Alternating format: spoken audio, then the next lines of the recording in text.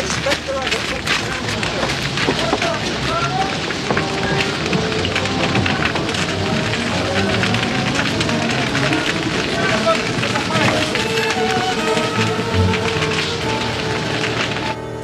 Thank you, George. From the point of view of the criminal expert, London has become a singularly uninteresting city. Well, I hardly think you'll find many decent citizens to agree with you. Well, one must not be selfish. The community is the gainer and no one the loser, save the poor unfortunate specialist whose occupation was gone.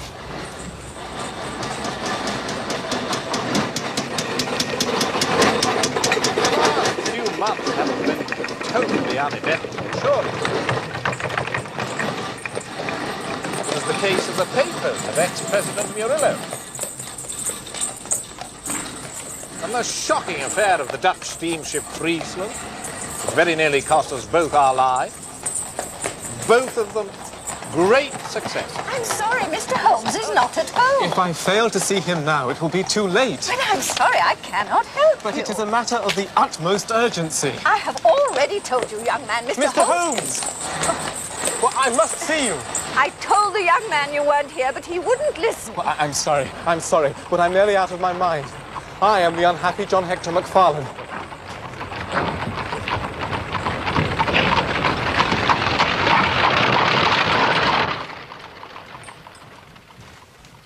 Now, tell us quietly and slowly who you are and what it is that you want. You mentioned your name just now as if I should recognize it, but I can assure you, beyond the obvious facts, that you are a bachelor, a solicitor, and a Freemason, and an asthmatic. I know nothing about you whatever. Your untidy clothes, sheaf of legal papers, watch chain, and your somewhat irregular breathing. Why, yes, Mr. Holmes. I am all these things. And in addition, I am at this moment the most unfortunate man in London. Have you not read your newspaper? Not yet. Then, if you would allow me.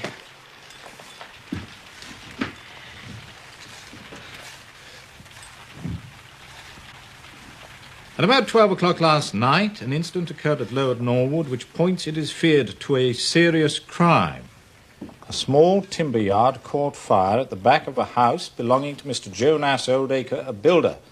Surprise was expressed at Mr. Oldacre's absence, and it became apparent he had disappeared. An examination of his room revealed a safe which was open, signs of a murderous struggle, and a heavy walking stick with stains of blood upon the handle. All I ask is that you don't abandon me. A man has followed me from London Bridge Station. If they arrest me before I finish my story, make them give me time, so that I may tell you the whole truth. I could go to jail happy if I knew that you were outside working for me. Arrest you? This is really most gratifying. On what charge do you expect to be arrested? Upon the charge of murdering Mr. Jonas Oldacre of Lower Norwood. Dear me.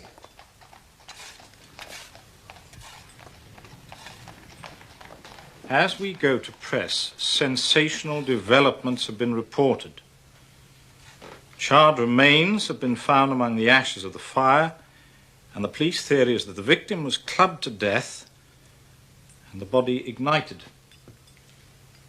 It is known that Mr. Oldacre received a visitor last night, and the stick has been identified as belonging to that person, a young London solicitor by the name of John Hector McFarlane.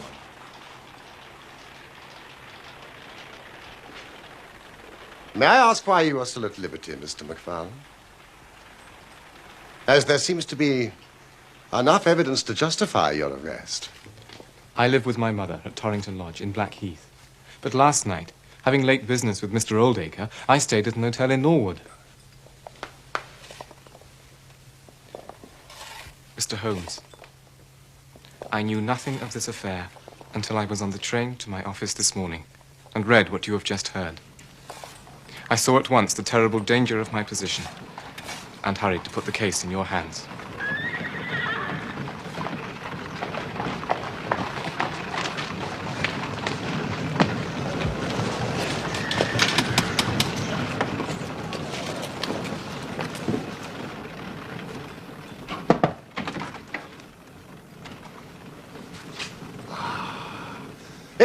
Inspector Lestrade. We have been expecting you. Mr. Holmes, Dr. Watson, Mr. John Hector McFarlane. Yes. I arrest you for the willful murder of Mr. Jonas Oldacre of Lower Norwood. Oh, no, but just one moment, Lestrade. Half an hour, more or less, can make little difference to you, and this young gentleman was about to give us an account of this very interesting affair, which might aid us in clearing it up. Well, there'll be no difficulty in clearing it up. Thank you, Mr. Holmes. Nevertheless, I mean, with your permission, I would be much interested in hearing his account. Well, Mr. Holmes, there's no denying that you have been of use to the force once or twice in the past. But I must insist... All I ask is that you should hear and recognize the absolute truth. I'll give you half an hour. Sit down, McFarlane.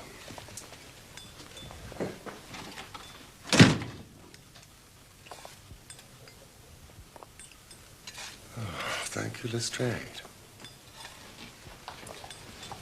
We must warn you that what you say now will appear in evidence against you. Pray continue. I must first explain that I knew nothing of Mr. Jonas Oldacre, although his name was familiar to me. Many years ago, my parents were acquainted with him, but they drifted apart. And so it came as a complete surprise when, yesterday afternoon, at about 3 o'clock, he walked into my office in the city. Mr. Oldacre, good afternoon. I'm Mr. McFarlane. Would you care to come through? Please, won't you sit down?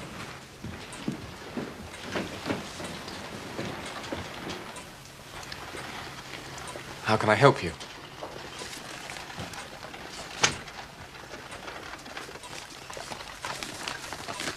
This is a draft of my will. I want you, Mr. McFarlane, to cast it into proper legal shape. I shall sit here while you do so.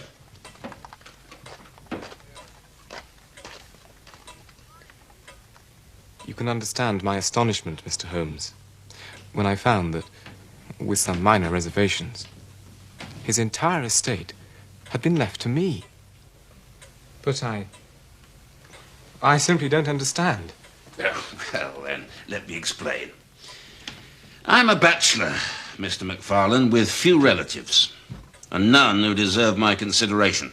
Well, that may well be so, Let but... me finish. I beg your pardon.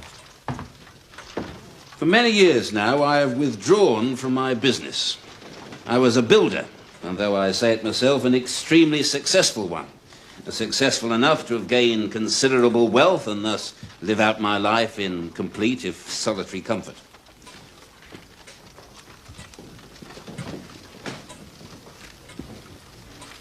Many years ago, I knew your mother. Knew her and hoped to marry her. Then she met and married your father. I had no idea. Oh, then why should you? 3 months ago, I read of your father's death in the Daily Telegraph, and my mind was turned to your mother and to the son who might very well have been my own. This is my way of securing your future. I know that whatever I leave will be in worthy hands. What can I say? But thank you. There are a few documents I think you should see: building leases, title deeds, mortgages, and so on. Well, now my mind's made up, I shan't rest easy until the whole thing's settled. Yes, of course. I beg you to come to my house tonight. What should we say, 9 o'clock? Why, yes. You'll, of course, bring the finalised will, and then we can settle the matter once and for all. Yes, of course. Thank you, my boy. Oh, one last thing. Not a word of this to your dear mother until everything is settled. I want it to be a little surprise for her. Little, You promise? You have my word.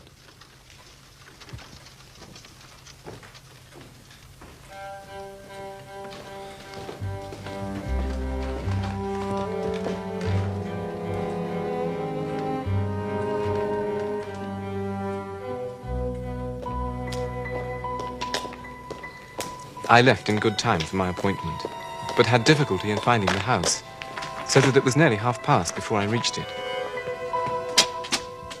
Good evening. I have an appointment with Mr. Oldacre. Mr. McFarlane? Yes, that's right.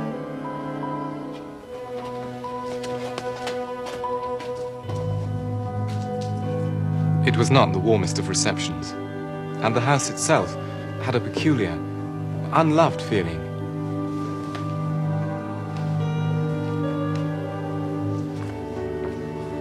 Sorry to keep you waiting, my boy. Not at all, sir. I'm a little late, I'm afraid. You brought the papers? Yes, indeed. Excellent. The bedroom was on the ground floor, where there was a large safe.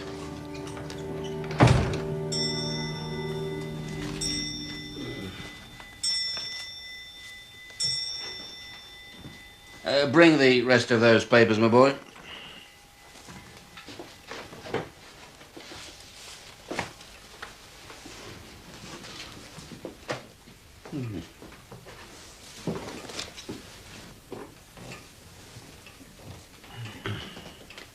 Now, to business.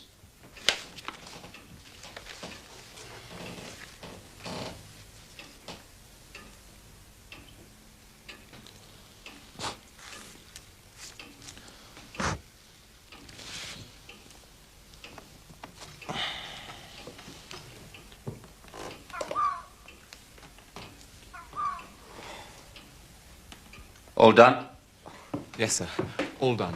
Just seen the time, my boy. You must get home. Oh, thank you.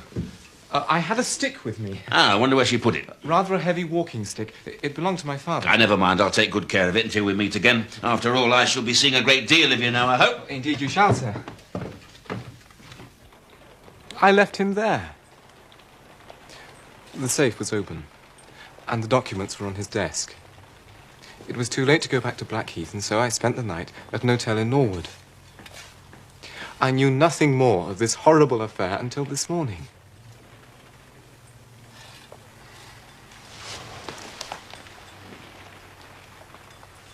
Do you have the original draft of the will that Oldacre brought you? Why, yes, I have it here.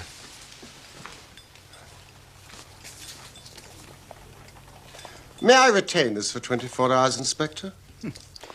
If it would amuse you. Well, anything more you'd like to ask, Mr. Holmes? Not until I've been to Blackheath. You mean Norwood? No doubt that is what I must have meant. Now, Mr. McFarlane, my constable's at the door. There's a four-wheeler waiting.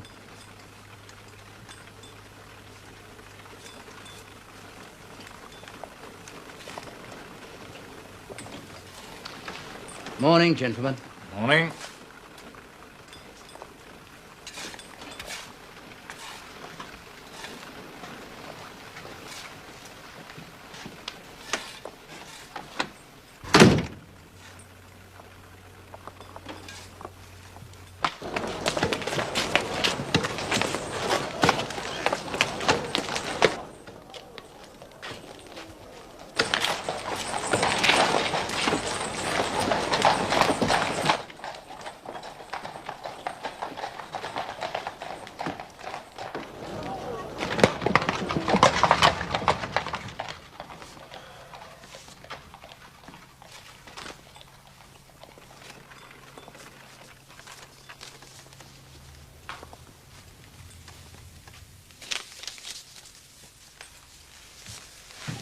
There are certain points about this document, are there not, Watson?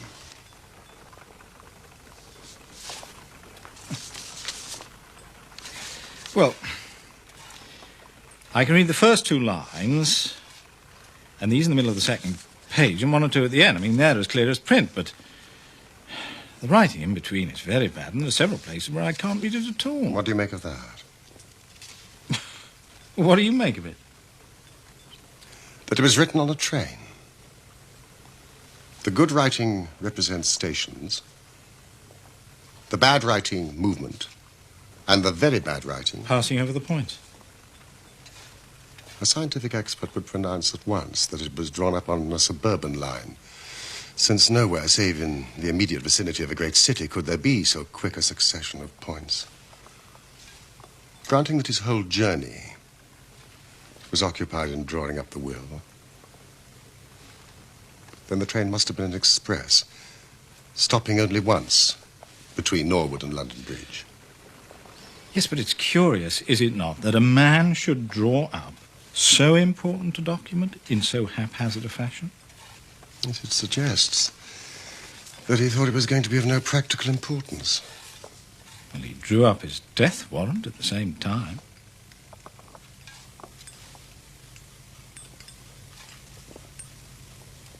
This case is not clear to me. Come, Watson.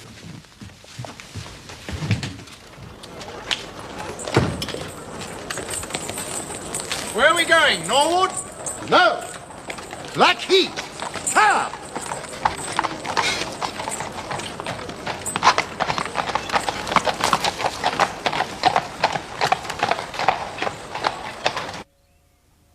My son's the gentlest creature on God's earth.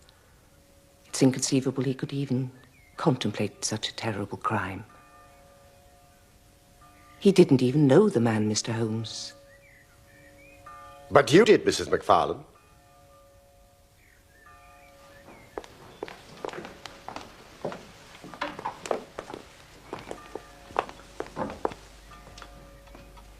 Years ago, I'd forgotten that he ever existed.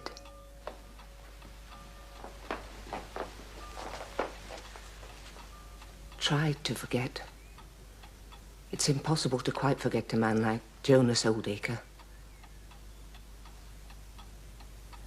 Yes, I knew him well. At one time we were engaged to be married.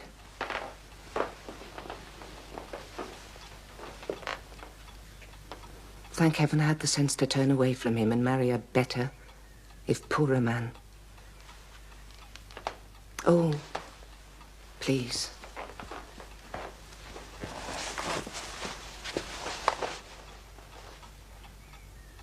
Your husband died recently?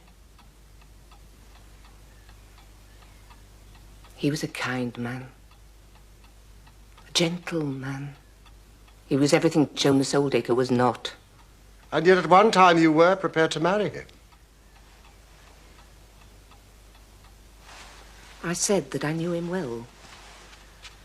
But the more I knew of him, the more I came to realize I knew him not at all. He would change, suddenly. What I saw frightened me. There was a dark side to his character, Mr. Holmes. A desire to cause pain.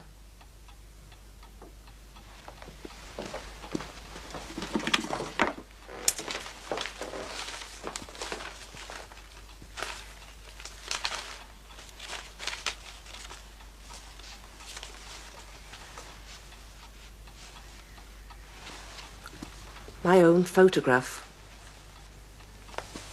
It was my first present to him. Good heavens. That was how it was returned to me on my wedding day. Together with a vile note urging a curse upon my house and saying he'd never forgive me. And yet he does seem to have forgiven you. After all, to leave his entire estate to your son. Neither my son nor I want anything from that wicked man, dead or alive. Mrs. McFarlane, the fact remains that the will was made.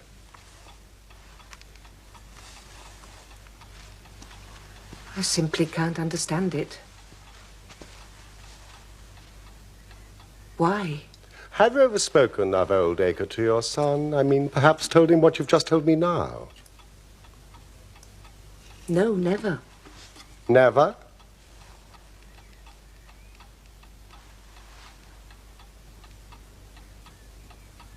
He found the photograph.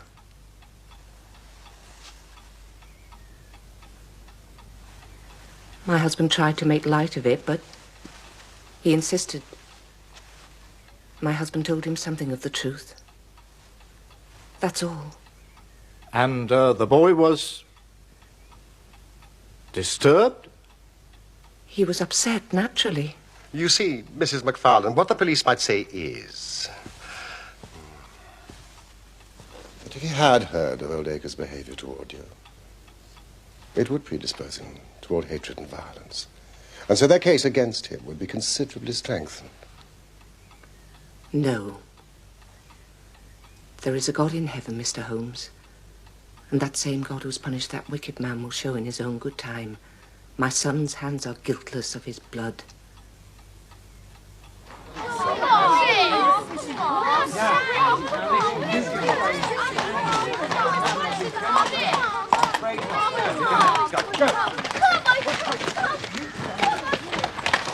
Wait here, please.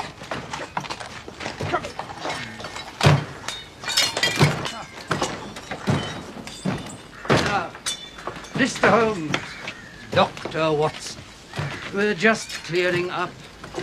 The will as promised. Look. Buttons. Trouser button. No doubt you brought your glass with you. The name is Hyams. According to Mrs. Lexington, the housekeeper, Hyams was the name of Mr. Oldacre's tailor. Presumably the organic remains have been removed to the laboratory. They have, Doctor, though they'll be of little use, I suspect. The poor devil was no more than bone and cinder. How very convenient for the murderer. Not, I might venture, for Mr. Oldacre. Nevertheless, Inspector, bone and cinder. Thank heavens he was wearing his trousers.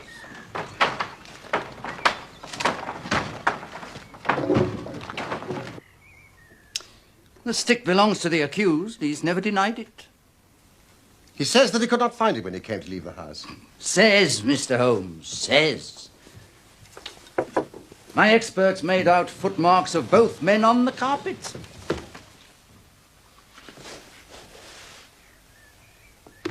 And too much subsequent traffic to make any examination on my part worthwhile. 2 sets of footmarks, Mr. Holmes. None of any third person. Another trick for your side. I suppose all these papers are from the safe. Correct. And nothing, absolutely nothing, has been removed? Nothing whatsoever. We have opened 1 or 2, as you can see, to check the contents. May I check them? By all means. I myself have business at the yard. Oh, and I would like to see the housekeeper. What is her name? Mrs. Lexington? She'll add nothing more to what you already know. Nevertheless. I'll send her in.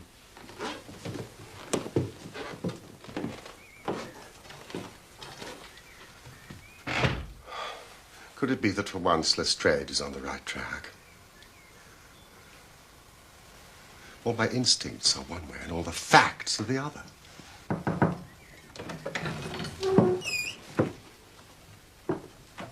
You wish to see me, sir? Yes, Mrs. Lexington. This is my friend and colleague, Dr. Watson. Do sit down. I'll stand, if I may. This room has no comfort for me.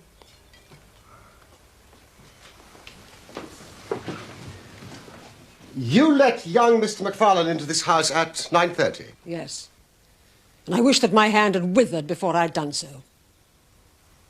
And you retired to bed at? 20 minutes past 11. 20 past 11. And you heard nothing? My room is at the far end of the house. I heard nothing until the fire alarm sounded. And it was then, only then, that I realized my poor master had been murdered. Mrs. Lexington, to your knowledge, did your master have any enemies? Every man has his enemies. And a businessman like Mr. Oldacre, more than most, perhaps? He was a well-respected gentleman who kept himself very much to himself. Do you know anything about these papers? I know nothing of Mr. Oldacre's private affairs. The buttons that the police found in the fire. My master had 3 suits made by Mr. Hyams. 2 are still in that wardrobe there, and the 3rd he was wearing that night. Thank you, Mrs. Lexington. You have been most cooperative.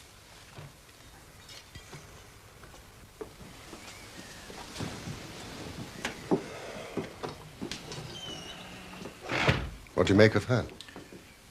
white as wax, if you ask me. But then, perhaps that's her usual manner. It's all wrong. I feel it in my bones. Something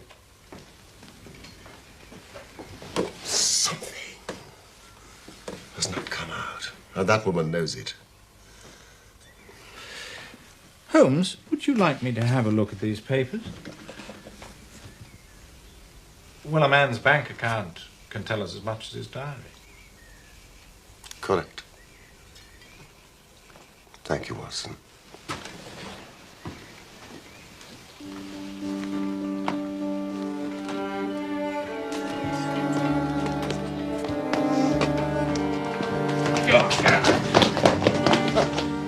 It's all right, Constable. I'm just stretching my legs. I'll watch them.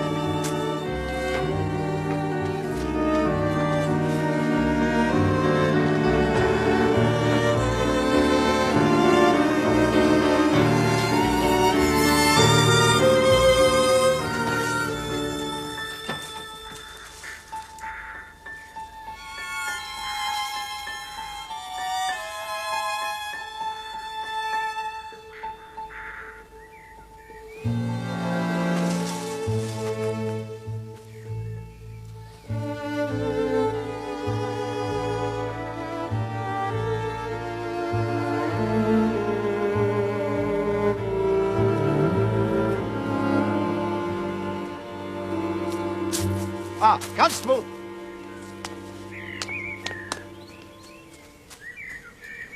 Are you a local man? Born and bred, sir. Not half a mile from here. Excellent.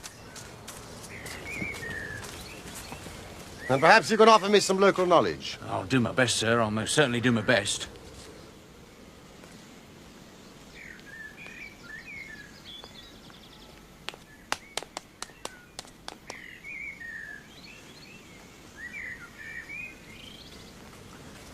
Holmes? Straight away. Hmm? Lestrade did say that no documents had been removed. Yes. That's what I thought. You found something? No, it's what I haven't found that interests me. There are certain cross-references to various deeds, valuable deeds, none of which I can find. But one thing is clear. Oldacre was hardly in the affluent circumstances we have been led to believe. His bank account was practically empty, largely because he had made several large payments in the past year to a certain Mr. Cornelius. Young McFarlane would have inherited nothing. This is of interest. Why should a retired builder have such large transactions with a Mr. Cornelius? Well, let's take our cab and see what we can find out from his city bank. You coming? I'll stay here for a while. Norwood Station.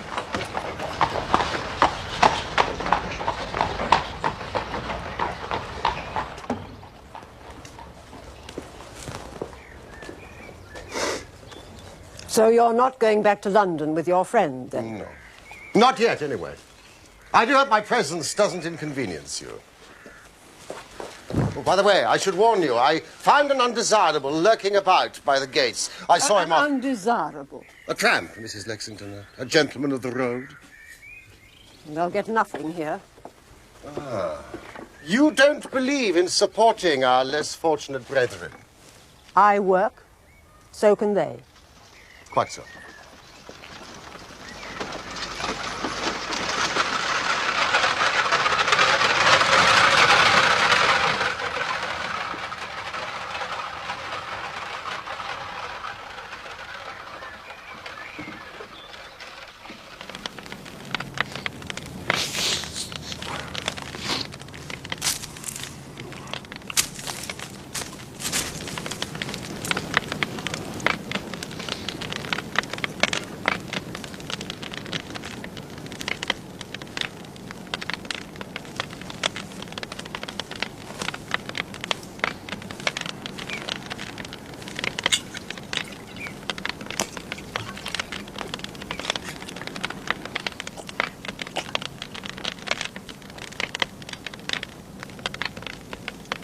I'm on my way to Folkestone. I've done enough walking, I have. I'll find some place and I'll stay put. I used to meet a friend of mine here. Oh, you might know him. He's a seafaring man. Oh, I know him. Shared my billet for the last 4 nights, he does. And off he goes, without even a word. You take my tip. Steer clear of him. He's a liar. He didn't strike me as such. He goes up to that big house, he does. Comes back here and tells some yarn about them putting out with open hands and telling him to come back tomorrow and they'll give him some grub and some cast-offs for him. Well, how's that lying? Because, my friend, I'd already paid my call. And nearly got the law on my back for my insolence. Insolence.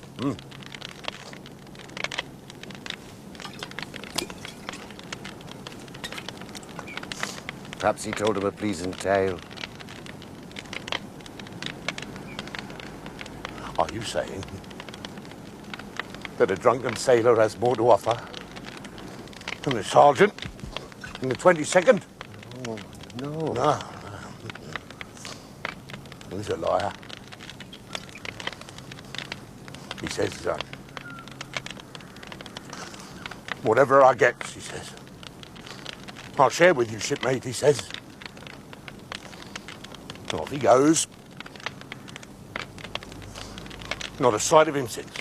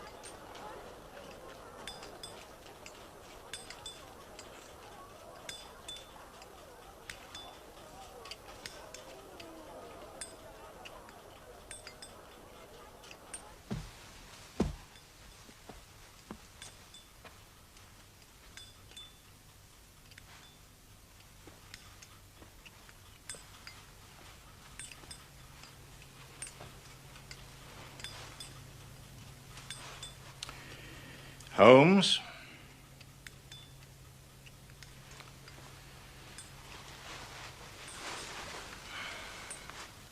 You must permit yourself some food. You must eat. At present, I cannot afford energy and nerve force for digestion. Well, you must if you intend to pursue this case. I fear, my dear fellow, that our case will end ingloriously by Lestrade hanging our client. Which will certainly be a triumph for Scotland Yard. There's a telegram.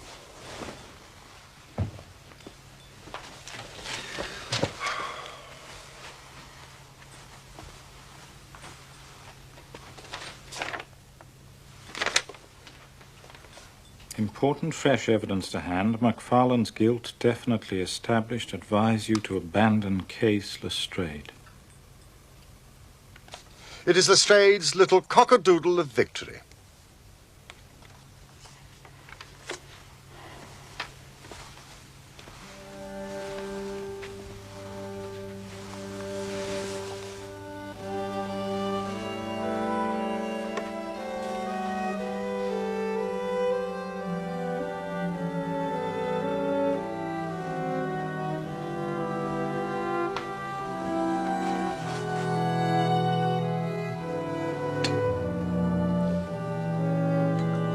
Let's have some breakfast. We'll go out together and see what we can do. I feel as if I shall need your company and moral support today.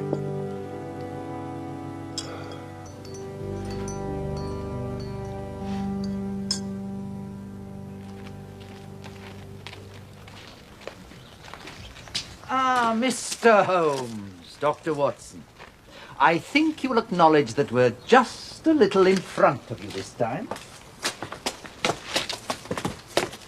Step this way, if you please, gentlemen, and I'm sure I can convince you that it was John McFarlane who committed this crime. I don't like being wrong any more than the rest of us do. Still, a man can't always expect to have it his own way. Can he, Dr. Watson?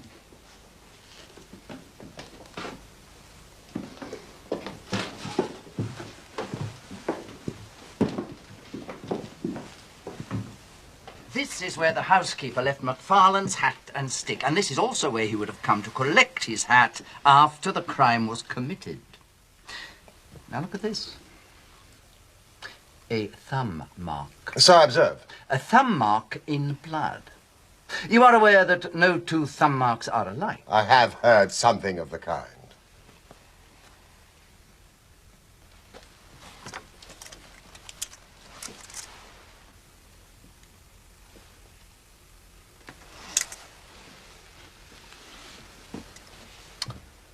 Identical. And that was taken from McFarlane this morning. Definitely the same thumb mark. And that is final. Quite final. Who made this discovery? It was Mrs. Lexington here who drew my constable's attention to it. And I suppose there is no doubt that the mark was there yesterday. Well, of course, McFarlane could have crept out of jail in the middle of the night just to strengthen the evidence against himself. Have you any objection if I take a stroll upstairs? No, none at all. There's nothing up there, though.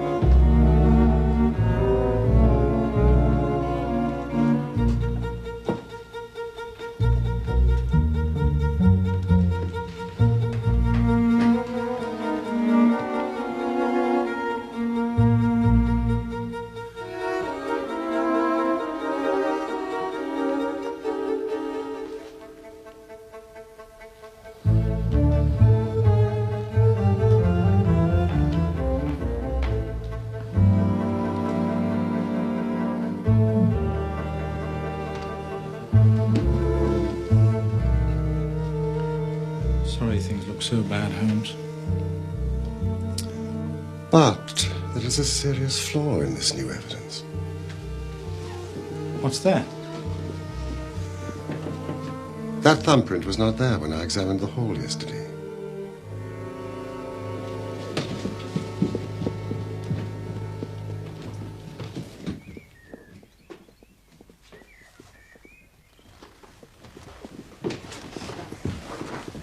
Inspector Lestrade, I cannot help thinking your evidence is incomplete. What do you mean, Mr. Holmes? Only that there is an important witness that you have not yet seen. You can produce this witness, can you? I think I can. Well, then do so. I'll do my best. How many constables have you? 3 within call. Excellent. I assume that they are able-bodied, large men with powerful voices. No doubt that they are, yeah. In the outhouse, there is a quantity of straw. I would like 2 bundles brought in. Straw? And 2 buckets of water.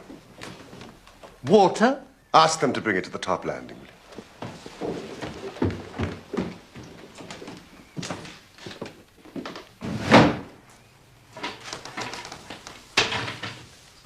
straw into the fireplace, a little bit in front. 2 buckets of water to that side, please, Lestrange. Mr. Holmes, I don't know whether you're playing a game with us, but surely you tell us without all this tomfoolery. I can assure you, Lestrade, I have an excellent reason for everything that I do. Watson, would you put a match to that straw? And Constable, will you sprinkle it with water?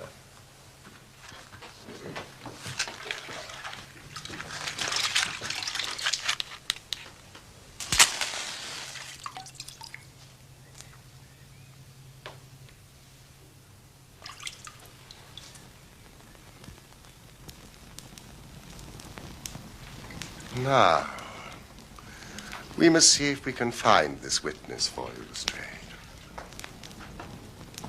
Gentlemen.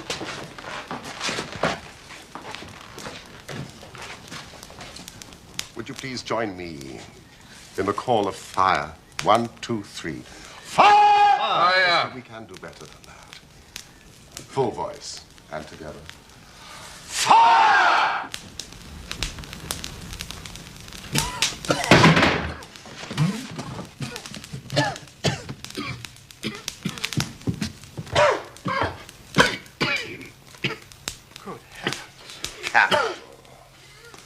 Constable, a bucket of water on that straw.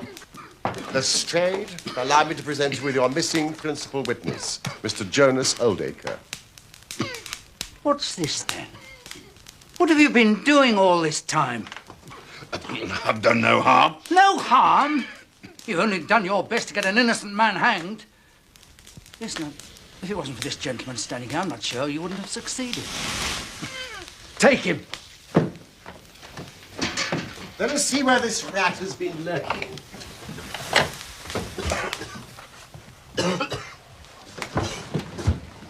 Now, you see the advantage of being a builder. He was able to fix up his own little hiding place without any confederate.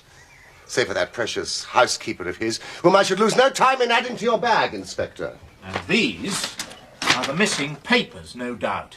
No doubt whatsoever. Constable, find the housekeeper. How did you know about that place, Mr. Holmes? When I compared the proportions of this room with those of the room below, I deduced that this fireplace wall was false. Oldacre clearly had a great deal of nerve, but not enough, I fancy, to lie quiet before an alarm of fire.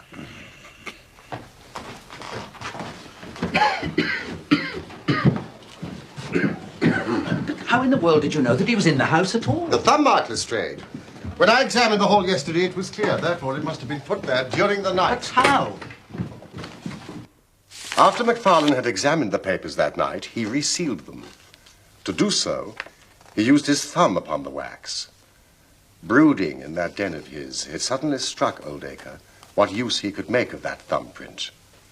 Smearing the wax with a little blood, he made what appeared to be absolutely damning evidence against McFarlane.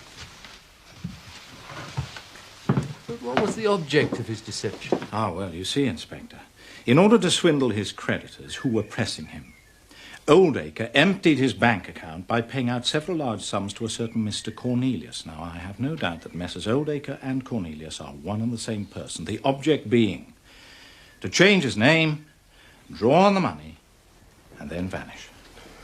We see before us a very deep, malicious and vindictive man. Did you know that he was once refused by McFarlane's mother? All his life he has longed for vengeance. If he could give the impression that he was murdered by the only child of his former sweetheart, what more bitter revenge?